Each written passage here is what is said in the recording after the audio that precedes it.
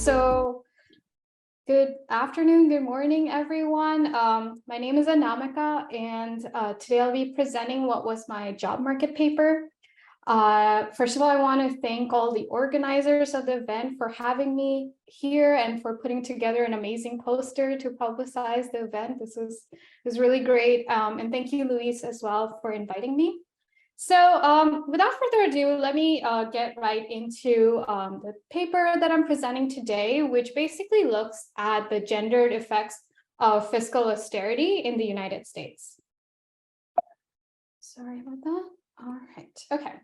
So fiscal austerity has been at the center of numerous, and if I may add, very heated economic and political debates. Anyone who was around during the global financial crisis and after know that fiscal austerity was the hot topic of that time. And these debates around austerity have spanned both the theoretical literature as well as empirical work. From the theoretical standpoint, there are two broad camps of arguments, I would say. So you have the Keynesian and heterodox perspectives of one hand, which actually argue for counter-cyclical fiscal policies. So this side of the literature finds that the boom and not the bust of the cycle is when you should have austerity. On the other end, we have the neoclassical and the neo-Ricardian approaches, which actually advocate for austerity as a way of ensuring more efficient allocation of resources, particularly in times of crises. And sort of the argument is that government spending crowds out private investment, and which is considered to be an inefficient allocation.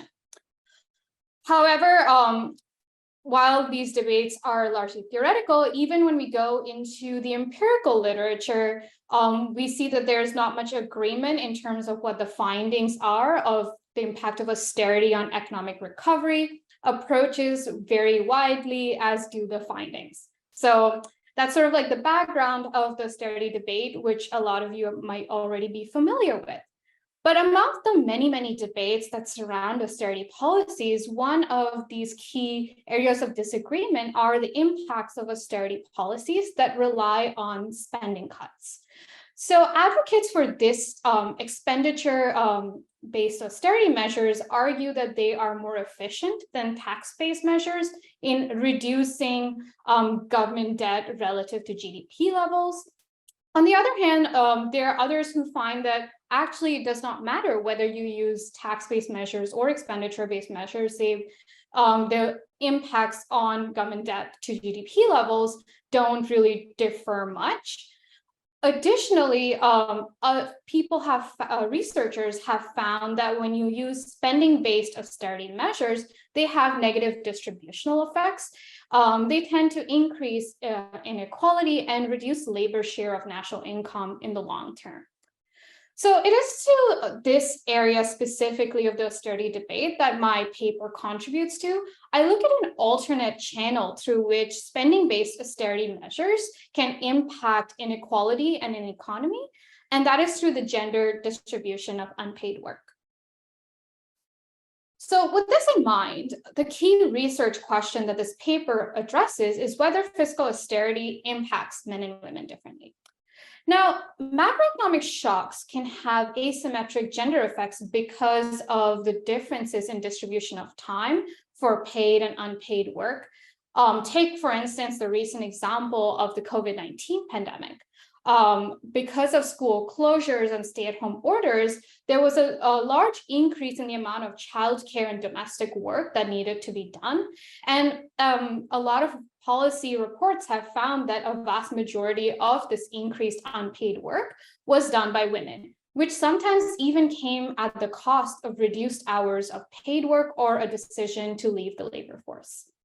Additionally, state responses to recessions can also lead macroeconomic shocks to have asymmetric effects. Women are more likely than men to rely on public provisioning of care services. Thus, when austerity policies lead to a reduction in the availability of these services, women are hit harder and as a result may be impacted more negatively because of the shock. So in this paper, the specific context that I look at is the period of steep declines in state revenues following the Great Recession of 2007 to 2009 in the United States. In the US, individual states aren't allowed to run budget deficits. Thus, because of declining revenues, they had to resort to spending cuts to meet their balanced budget requirements. I focus specifically on spending decreases on K through 12 and early education programs, as these are most likely to have a direct impact on the amount of childcare that households are required to perform. So, bit of a spoiler alert, I'm going to show you a preview of my main findings. So I do find that these education spending cuts disproportionately increase the childcare hours of women in austerity states. More specifically, while there was an increase in the childcare hours of all residents in austerity states, the hours for women rose 66% more than men. And more shockingly, the effects on increased childcare persisted even 6 years after the initial spending cut. So even a one-time decrease in education spending led to a long period of unequal sharing of unpaid work. I estimate the costs that these increased hours of childcare may have imposed on the residents of austerity states. I find that the additional hours of childcare would have cost roughly $2,400 annually for men and $3,800 annually for women. For a little bit of context, this represents roughly 4.6% of the median household income in 2008 for men and 7.3% of the median household income for women. So you can see that it's not a trivial effect. I also find that there was an increasing difference in the gender disparities of the costs that were imposed by austerity. So this paper contributes to several areas of the literature that I'm going to go over quite briefly, and then we would move on to the main paper. So first of all, it contributes to this emerging area of the literature that studies the changing patterns of time use during economic crises. Periods of economic downturns lead households to shift more towards depending on production within the household. It's a way of substituting their lost hours of paid work with increased hours of unpaid work. And a number of studies have found this to be the case both for the global financial crisis and the recent COVID-19 pandemic. I augment this literature by showing how individuals respond to decreasing public provisioning of services during economic crises. Second, this paper expands our understanding of the gendered effects of the global financial crisis. Existing research in this area find that even though in the early years of the crisis, a lot of men lost jobs compared to women, if we focus our attention to the later years, we find that women's employment rates recovered at a far slower rate than men's employment rates. And this was partly due to the kind of policies that were implemented, which targeted primarily male-dominated sectors. In this paper, I focus my attention more to the impact of the crisis on the unpaid work sector, while these papers focus more on paid work. Next, this paper also shows the importance of the role of policies in impacting child penalties. The child penalty literature has traditionally focused more on the roles of gender norms and culture in explaining the wage differences between men and women who have children. However, I show that even a decrease in the availability of public policies that support care can impact child penalties. Finally, some recent papers have shown that maternal employment rates depend a lot on the hours available in school and also the costs of childcare. And thus, this paper directly contributes to that literature, since part of the impact of these austerity policies was that the duration of the school year were reduced. Okay. So let me move on next to a little bit of the background and the data that I use in this paper. Like I mentioned previously, this paper focuses on the period of the Great Recession in the United States. This was a period of steep declines in state revenues, accompanied with large increases in demand for government services. So approximately budget shortfalls of around 430 billion were recorded between the fiscal years of 2009 and 2011. Since states are legally required to balance their budgets, these shortfalls meant that they would either have to reduce their spending or increase taxes. Particularly in this period, most states opted for some form of spending decreases to meet their balanced budget requirements. I find that there were 42 states who cut spending on K through 12 and early education programs during this period, and this led to impacts such as having shorter school years, this canceling of summer programs, reduced funding for preschool programs, all of which have direct impacts on the amount of childcare that households would need to do. So if we look at the graph to our, I guess that's my left, but maybe you're right. If we look at the graph to the left, we will see that most of these spending cuts were concentrated between the periods of 2010 to 2012. This roughly overlapped with a period when the federal government started phasing out its aid to the states. So that sort of led to increased pressure on state budgets as well. Okay. So the data set for my paper spans from 2005 to 2015, and it comes from two main sources. First, I get state education spending from the State and Local Expenditures database that was compiled by the Urban Institute. This database collects data from the US Census survey on state and local government finances. It's a pretty comprehensive survey of the expenditures and revenues of both local and state government. The data is at the annual level, and I only include data for 47 states, since there were 3 states in Washington, D.C. that cut education spending immediately prior to the Great Recession. So in order to just avoid biases in estimation, I exclude these states. Next, I collect data on time use and demographic characteristics from the American Time Use Survey. This is an annual survey that is conducted, and it has detailed information on how Americans spend their time.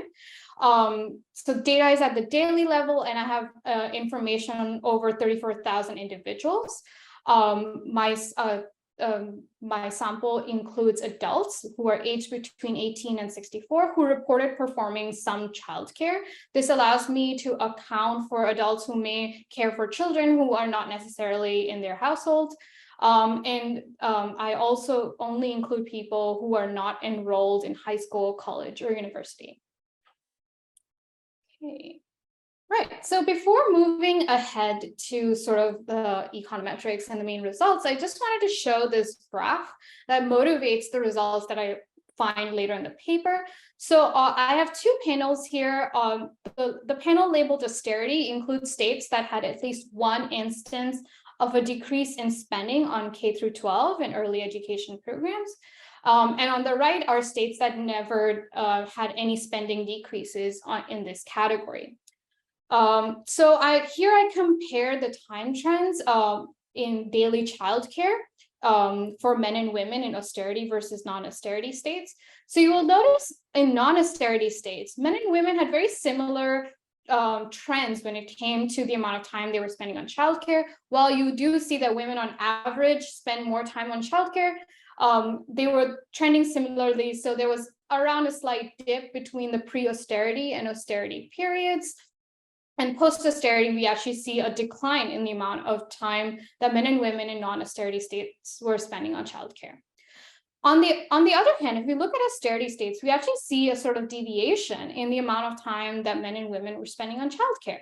So between the pre-austerity and austerity period, both men and women increased the amount of childcare. This also, especially for men, corresponded with a period of high unemployment rates. So it's very plausible that many of them were spending more time caring for children. However, we see this increase for men is reversed once we go into the post-austerity period. And similar to the residents in non-austerity states, men in austerity states decreased their childcare times in the post-austerity period.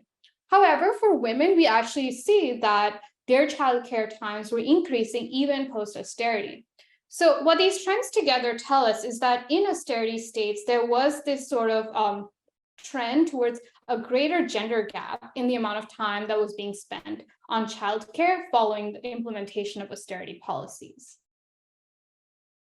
Okay, so moving ahead to my empirical approach, I do want to mention that if at any point there are questions, feel free to jump in. I completely appreciate that. I should have said that earlier. But yeah, okay. So talking a little bit about like some of the challenges that this measuring this empirically has. So just a quick recap, my research question was whether fiscal austerity impacts men and women differently. And sort of the main challenge when it came to estimating this effect was that if you recollect from the graph I showed earlier, there was sort of a staggered rollout of the spending decreases on K through 12 and early education programs. So different states were sort of like implementing these policies at different times.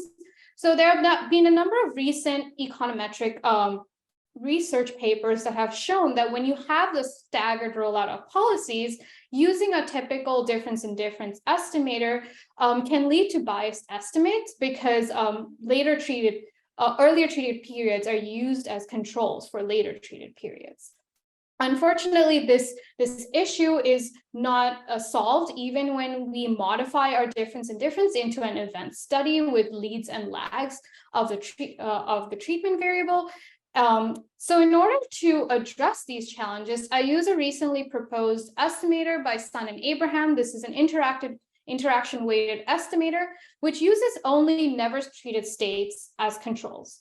I implement this estimator in the form of an event study, which has 6 leads and 6 lags of the treatment variable. So I'm able to trace what is the dynamic evolution of time use, both before and after the implementation of austerity.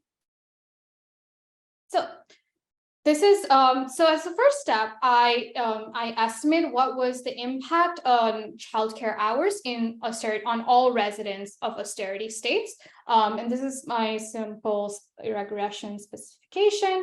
So on the left-hand side, my dependent variable is the amount of time that an individual spends on childcare. This includes times when childcare is performed as a primary activity, and any time that's spent traveling to do childcare.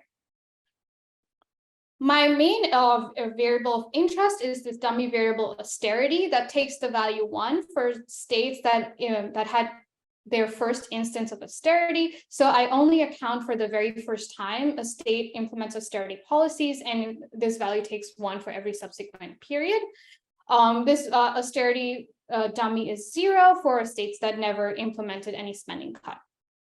The small e is an indicator of the treatment cohort, where a cohort are all the units that receive treatment in the same year. And this indicator variable together sort of indicates whether a certain observation belongs to a treatment cohort. My main variable of interest is beta. So beta is the coefficient that identifies the effect of decreases in education spending on childcare time. I do include both fixed effects for state and year. My standard errors are clustered at the state level. This accounts for the possibility that there may be correlations within each state. And then I also use ADOS survey weights for all my estimations. Since I'm using an event study specification, checking for parallel trends is fairly straightforward. I would expect the beta coefficient for the pre-austerity periods to be small and statistically insignificant. So once I estimate the overall impact of austerity on all the residents in austerity states, I also break down this effect by gender. So this specification looks a lot like the previous one, with the exception of this new term, which is this interaction term between austerity and gender. And now we have delta being the variable that captures the effects of decreases in education spending on the gender gap in childcare time. And we have beta, which now captures the decreases in education spending on men's childcare time. All the other variables have the same definitions as previously. Okay, so moving ahead to the results. So the first important result is that I find that an overall level, childcare hours in austerity states goes up following the implementation of austerity policies. The interesting thing to note here is that if we look at the 6 leading periods, we see that the coefficient is statistically insignificant and is fairly close to 0. However, after the implementation of austerity policies, there is definitely a trending upward tendency of childcare hours in austerity states. I estimate that following the implementation of austerity policies, all residents in austerity states were spending roughly 1 to 2 hours more weekly on childcare compared to their counterparts in non-austerity states. When we break down this effect by gender, we start to see that while both men and women were increasing their childcare time, this impact is stronger in the case of women. Again, in the pre-austerity period, there is no evidence of any trends. However, post-austerity, we see that both men and women in austerity states were spending more time on childcare relative to their counterparts in non-austerity states. So, and we can see this even clearer when we just look only at the gender gap. And I estimate that roughly after austerity, men were spending around 1.8 hours more weekly on childcare. Meanwhile, women were spending 3 hours more weekly on childcare. And what this graph additionally shows us is that the gaps in childcare times persisted even 6 years after the initial implementation of austerity policies. So my next sort of exercise was to look at whether the degree of austerity policies, the size of the spending cuts, did they matter? So I do find that there was a wide range of spending cuts from as small as 0.19% to as large as 10.84% of state education budgets. And on average, this was roughly close to 4%. So this is a fairly, big range of spending cuts. So I hypothesized that having smaller spending decreases may translate into having a lower effect on childcare hours, since smaller spending decreases could mean fewer cuts to education programs that directly impact the childcare responsibilities of households.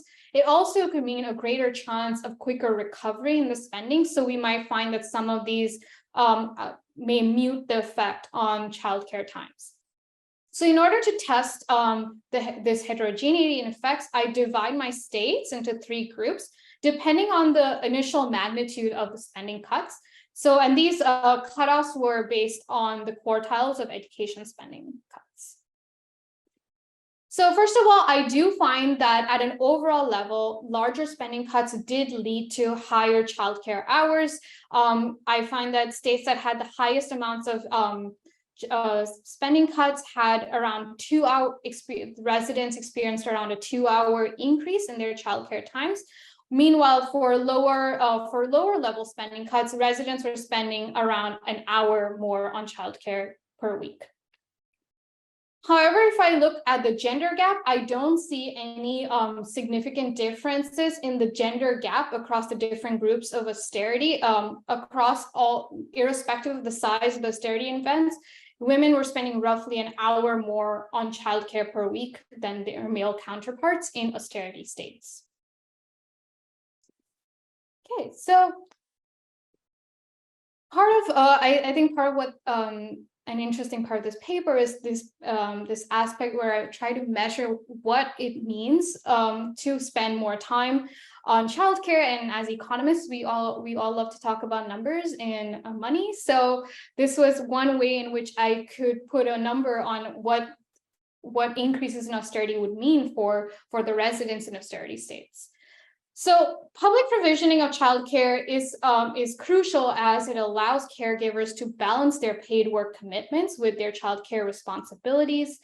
And in the United States, at least, local school districts have limited ability to raise funds when states cut their education budgets.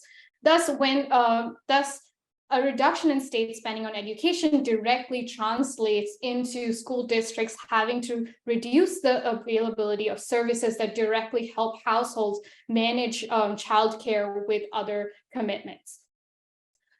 I find that the increased childcare hours for households, particularly for women, was significant during this post-austerity period. I estimate that this was roughly 675 hours for men in the 6 years post-austerity, while it was 1,080 hours for women in the 6 years post-austerity.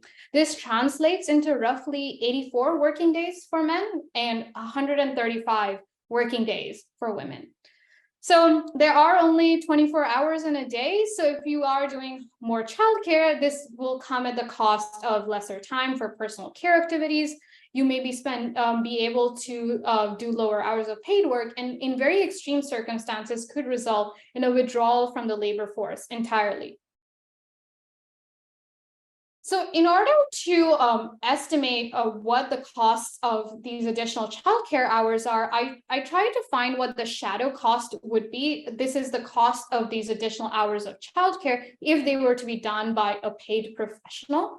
To do this, I get wage data from the Bureau of Labor Statistics, Occupational Employment and Wage Statistics data set, and I use the average hourly wages of education administrators for preschool and childcare centers between 2008 and 2015. I follow the existing methodologies for constructing satellite accounts, and which advocate for the use of a comparable specialist while estimating the value of unpaid work. As from my estimation shows that this annual cost was roughly $2,400 for men and $3,800 for women. Furthermore, if you look at the graph to the left, you will notice that there was an increasing gender gap in the amount of costs that austerity placed on both men and women. So this gap actually rose from as low as $160 in the year that austerity policies first came into effect to more than $2,500 within the 6 years post-austerity that I look at in my sample. Okay, so I do a couple of robustness checks for my key results. So one of the key assumptions in my estimation is that the increase in the childcare times that I see post-austerity was a result of variations in the timing and implementation of spending cuts on K-12 and early education programs.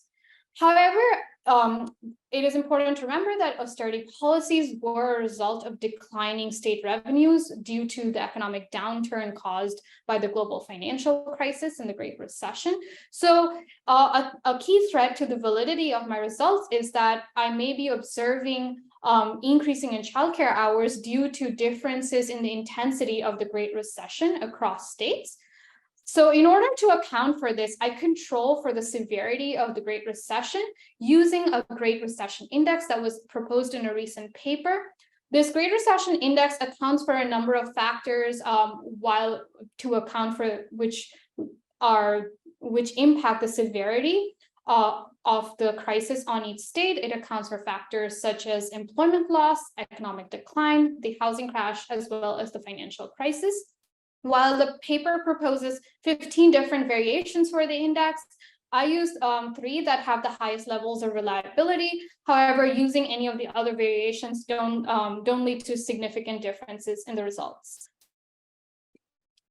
So first, I check for the severity of the Great Recession. I include that as a control variable in my regression specifications. On the left, you can see the effect on all residents on austerity states. You will notice that even after accounting for the Great Recession, I still observe an increase in the amount of time that residents in austerity states were spending on childcare relative to their counterparts in non-austerity states. On the right, you will notice that even my result for the gender gap is robust to the inclusion of the Great Recession Index. Here too, you see that this gender gap increases following the implementation of austerity policies. There is a slight difference in the magnitude. However, the results remain statistically significant.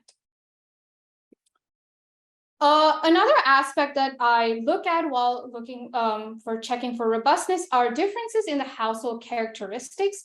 Aspects such as household income, since richer families may be better able to afford paid alternatives when they lose publicly provided childcare.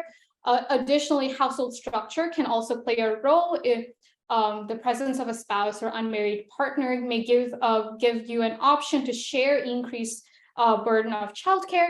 Additionally, I account for the fact that single parents, and particularly single mothers, face unique time constraints that differentiate them from the rest of the sample.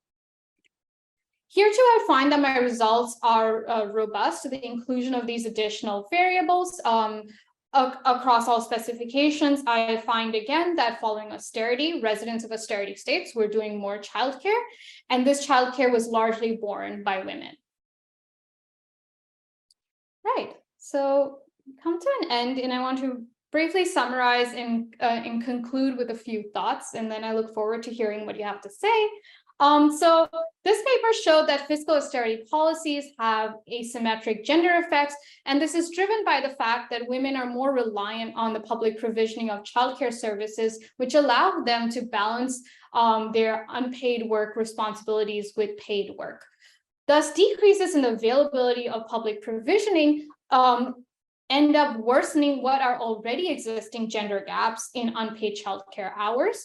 In my paper specifically, I look at the impact of cuts in spending on K through 12 and early education programs. So from a policy perspective, one of the key recommendations that I make in this paper is that my findings support the implementation of practices such as gender responsive budgeting.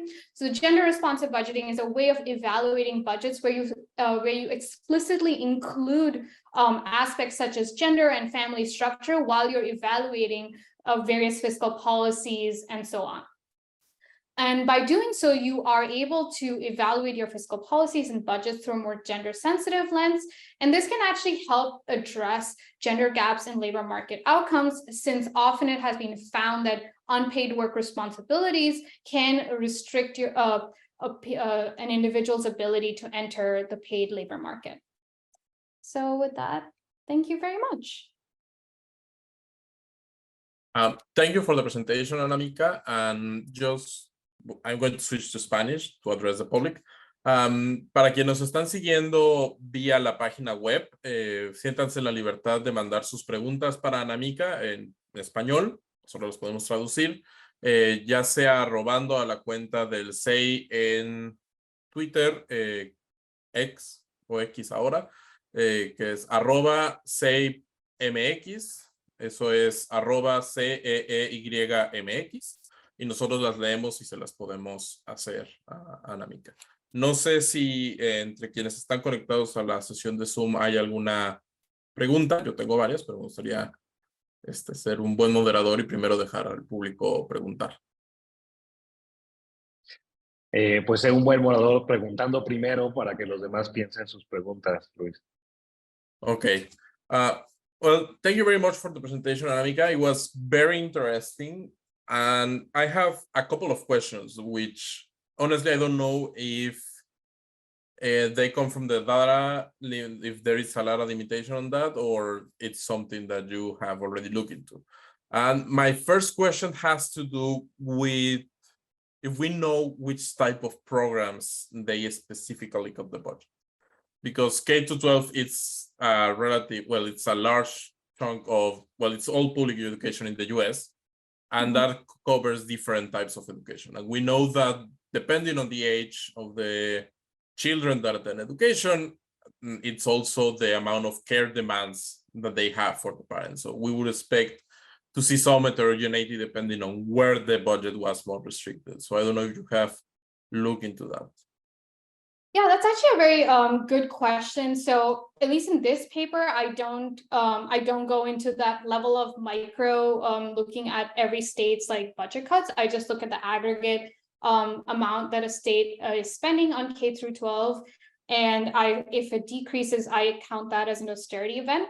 But I do know from more policy-oriented papers that a lot of those spending cuts were because they were cutting the number of days in the school year, or they were cutting summer school programs. So I didn't look into it individually, but I relied on those policy sources, which kind of outlined, okay, for this state, these were the cuts. Some of those cuts were also lower pay for teachers. So those were, yeah. Okay. And my second question has to do a bit more with your your conclusion and your recommendations. So thinking further down the road, because this is not going, well, the recession was not the only episode of austerity in the US at all, nor in other countries. So based on your findings, how could we design, provided that a government wants to engage in austerity, how could we design cuts that hurt or that push women not out of the labor market? Because that's one of the implications of your findings, that because they are hurt the most by this type of cuts, they are more likely that the women who is in the margin between entering or not, that one is pushed out. So how can we address that issue? Yeah, I think that's a really, from a policy perspective, such an important thing to think about, like, how do we actually turn this into policy? And part of it is also just being able to evaluate, like, okay, so if we have to do a spending cut, what are our different options? And trying to evaluate, I guess, like gender budgeting does provide you with sort of a framework. I know it has been implemented in like smaller local governments in Europe. But at least just having an idea of what the costs may look like, because at least in the United States, they do collect pretty great data on how people are spending time. So like actually using that in the policymaking process rather than keeping it separate. And spending cuts are always tough. I don't think there's ever it's never going to be painless, but maybe trying to see what is the least painful way that you can achieve what you're hoping to achieve with austerity, while not hurting a vast majority of the population. Roberto, no sé si hay alguna. Adelante. I have one. Thank you very much, Anamika, for your presentation. I don't remember if you said something about the effect or the impact on children. I don't remember well. But if that is the case, how you deal with that? How you estimate the effect on children? And if not, how do you imagine to capture the effect on children in the long term, not only in the short term, but in the long term?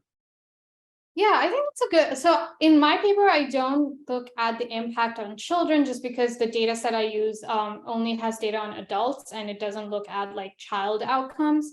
So if we are interested in looking at the impact of children, primarily you would like I'm thinking about the COVID context, since that kind of relates to the fact that of children not getting the kind of education they would have gotten. So I think maybe looking at education outcomes of children who actually were in school at the time when they had cutbacks in state budgets for education. I think that's where maybe things like test scores or maybe like other more holistic ways where we can actually see how well children were learning even with a shorter school year. But we can also think of like other ways, since if they aren't in school, for a lot of children, their home environment is also not a very friendly one, which can have other developmental effects. So that could be an additional channel we could look at. I have to admit, that's a little out of my area of expertise, but I think those would be some of the outcomes we would be interested in, especially since I've been noticing that's what many researchers are looking at from the COVID-19 context. Yeah, I was thinking more in specific programs, right? For example, here in Mexico, we have this program, nurseries program, that was it was stopped in some time. So the question is, what is going to happen with not for all these women that are not able now to go to work, but for all these children that now have different types, different quality of, are receiving different quality of childcare, right? So it's a question more on the intergenerational effect. Yeah, I mean, I think that's the canceling of preschool or nursery has like a strong developmental effect, because now you will probably have richer households who could pay for a private tutor or send their children to much higher quality alternatives. While if you're a poorer household, your child may not be as prepared, and so they're already falling behind. Even when they go into first grade or when they first start school, they're already behind their peers because they didn't get the same level of attention since there's no publicly provided preschool program.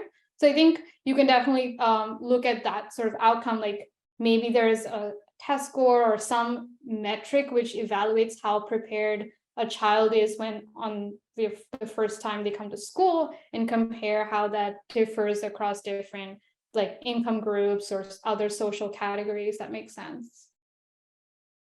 Thank you, Anamika. Yeah, of course. ¿Alguien más tiene otra pregunta?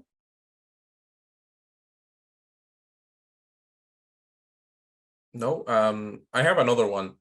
I was thinking more on the heterogeneity side of the effects, and I don't remember if you showed this, but if there is heterogeneity by the educational attainment of not only the women who are being affected by the shock, but also the educational attainment of the partners.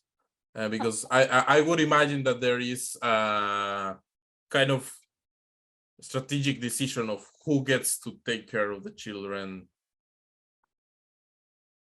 Yeah, I think like theoretically there might definitely seems there's a possibility. Like I account for income, like how much income, but not education. I just use income as sort of a proxy for a lot of different things. But I can definitely check if accounting for education matters. Yeah, thank you. Yeah, and I mean, and the other thing in terms of the hours of childcare, how do you deal with the fact that, for example, during the pandemic, you were working at home, right? But you were doing two things at the same time. You were working, but at the same time you were childcaring, right? Yeah, so this one, at least the period I'm looking at, that was 2005 to 2015, because I'm looking at the Great Recession. I don't think like work from home was such a big part. Like I think when you're looking at the pandemic, yes, that changes slightly, because you could have instances where you're working, but you're also caring for children. So in this case, it's I can assume that for the most part, like working from home wasn't like the prevalent way in which people did their jobs. ¿Alguien más tiene otra pregunta? O si hay alguna por Twitter, no me han dicho, pero...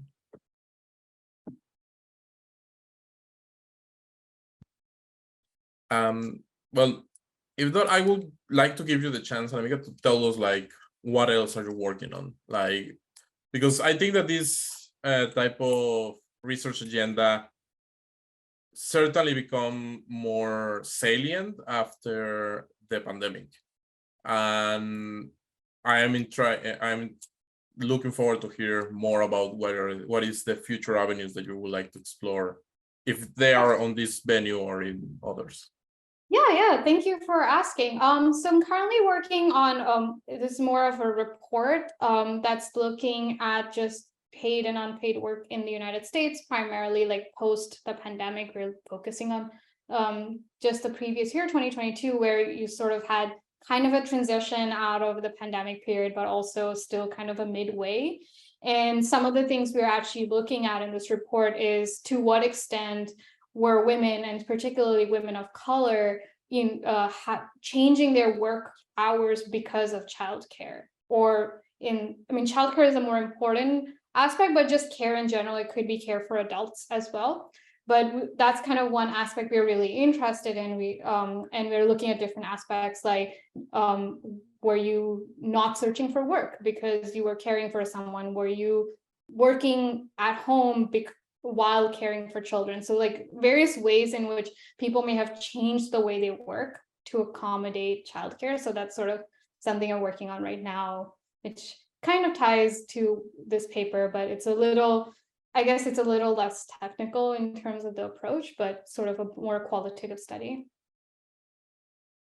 I mean, sounds very interesting, and looking forward to hear more about that in future presentations. Thank you very much. Thank you, Namika. I'm going to switch to Spanish for public. Hay gente conectada ahí veo que hay gente que siguió la transmisión a través de la página de Sobre México.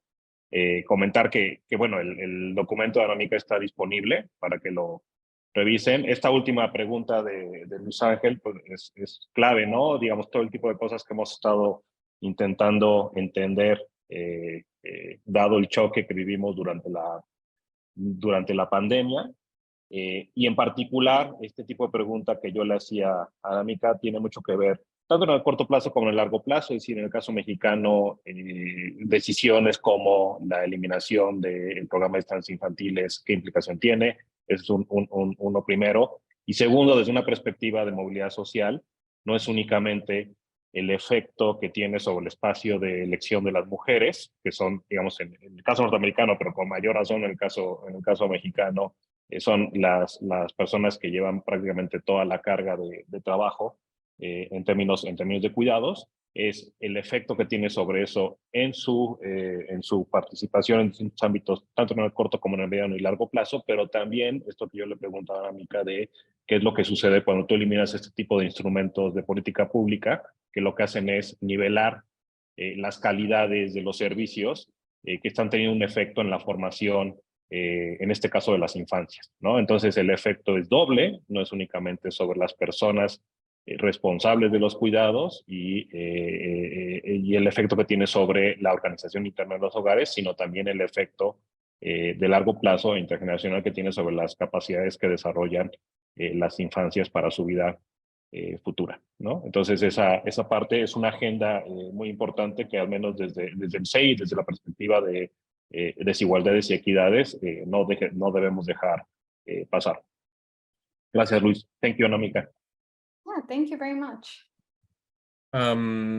Si no hay preguntas del público, pues creo que podríamos dar por terminado el seminario de hoy e invitarlos a la siguiente sesión que va a ocurrir dentro del marco del Congreso de Sobre México.